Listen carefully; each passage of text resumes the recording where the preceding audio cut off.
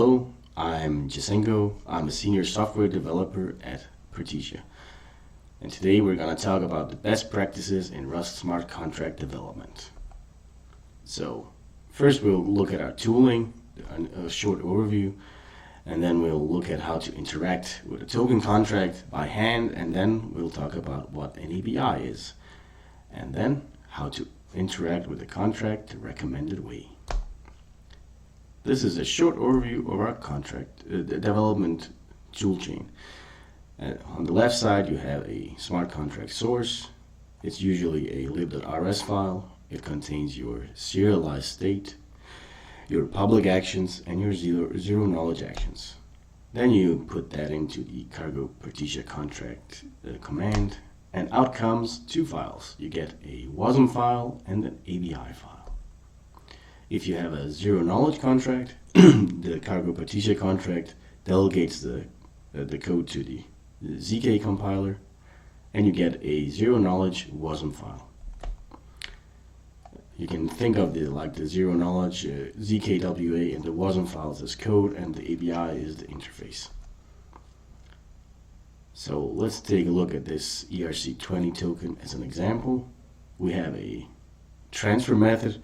It has a short name of 1, and for the sake of brevity we'll just ignore these two parameters. They're part of the blockchain. They're part of the blockchain and are not a part of the RPC. So we can just look at the address and the value. The short name and the arguments, they comprise what we call the remote procedure call, or RPC for short. The short name lets the blockchain know which function to execute, and the arguments are all encoded in binary, serially after the short name. And this is actually what you see when you click on a transaction payload. So this is a working ERC20 token. It's because this talk was originally aired in Paris, it is a butter croissant token. It is named butter croissant. It has 2 decimals, and it has a symbol of BTC, just for fun. And it's deployed on the testnet, so you can click on it if you want. So let's try to transfer some of these. Well, and this is a handwritten transfer for an ERC20 token. Let's look at the short name again, the function signature again. So we have a short name, we have an address and a value. Let's send 32 of these to this address, 00, 12, 12, 12 continuously. The short name is easy, we just write a 1. The address is 00 followed by 12, a lot of 12s. And the value 32, that's encoded as 20 in hex. But how do we encode this in binary? Do we use little or big endian? Well, let's try little endian, since our machine runs little endian.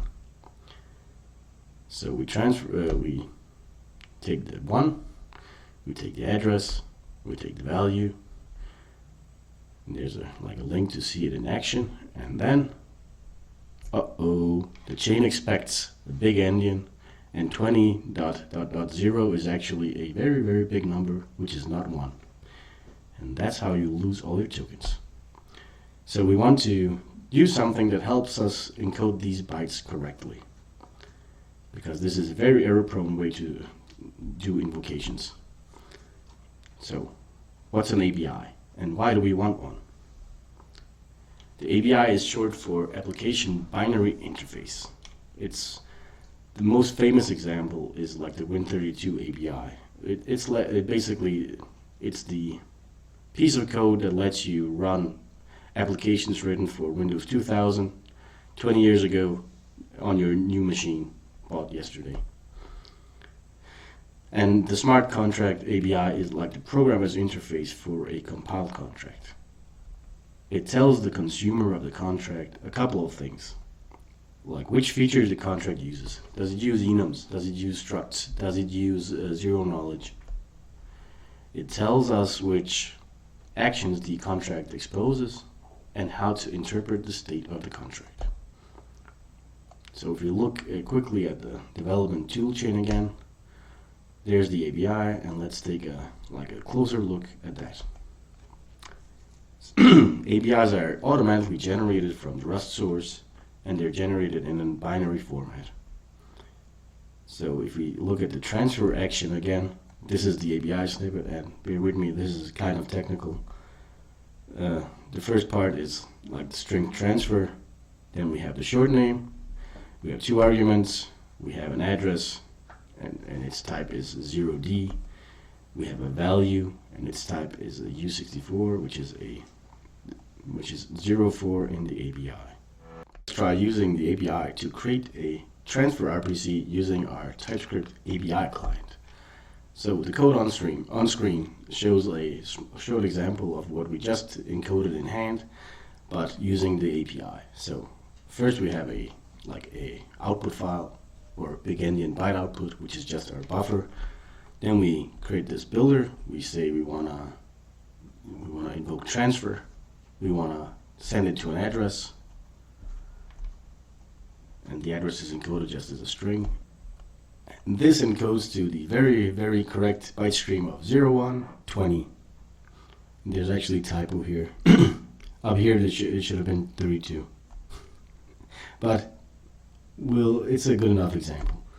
So what do we use the API for in Partisia?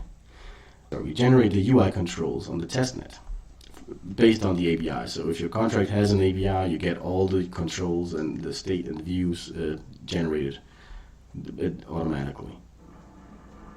We use it to denote feature flag. Does your contract use 0 knowledge or not? We use it to version your contract. So if you have a contract written today and tomorrow we develop some very nice API that makes it so much easier to develop the contract, you can just recompile the contract, and the blockchain knows that you've run on the newest version of the compiler, and you have access to these features. It makes it possible for us to have very extensive collection of automated tests. So in our CI pipelines, we take all of our test contracts and example contracts and bugs people have reported, and based on these contracts and their API, we generate a lot of test transactions for it, and then assert that everything went well. And in the very near future, we will have code generation based on the API. And this is like a preview of what's to come.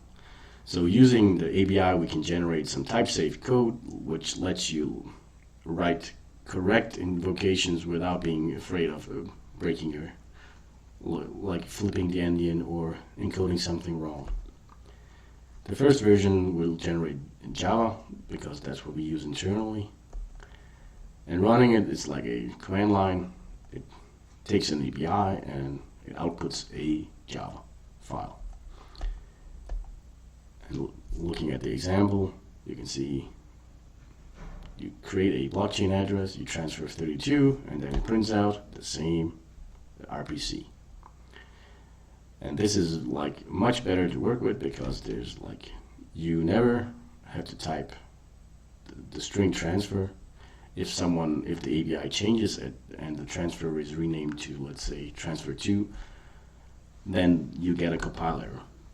It's much more compact, it's less error prone, and it's readable by everyone on your team. So anyone who knows Java or JavaScript maybe could read this and understand what it's doing. Yeah, and it's much safer to work with, because type errors, if you try to send a string instead of a 32, you get an error on compile time, or at worst at runtime, before you send it. So the future of our contract tooling, we're gonna have APIs encoded as JSON for simplicity and because it's easier to consume in JavaScript applications. So it's very near, it's almost complete, the JSON version. You can take an API in binary, convert it to JSON, and convert it back. Which means you can also write your API by hand using JSON. And then we'll have this RPC builder with code generation. It's early 2023, so it's soon to come. And it's followed closely by a TypeScript version of the same RPC builder. And if you have any great ideas, you can hit us up on Discord or wherever your favorite platform is. We also have email addresses and stuff. And the conclusion. One wrongly placed byte can cause a lot of harm. And it's very often our contracts break with one-off bytes. So use the provided tool to get as much help as you can get. And the tooling is quickly evolving towards making safer programming practices the default, meaning you should check for updates regularly, because we develop a lot of cool features, and when they get released, we would very much like for people to use them because it makes everything much easier. And thank you.